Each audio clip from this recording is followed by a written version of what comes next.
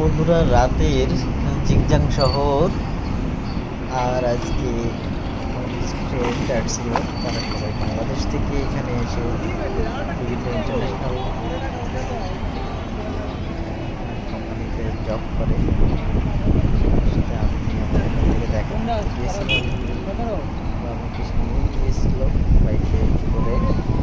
এখানে বাইক এবং private car ছাড়া কিন্তু আপনি কিছু পাবেন না, মানে কোনো ধরনের রিক্সা, ভ্যান, মোটর বাইক, ট্রান্সপোর্ট কিছুই এগুলো নাই।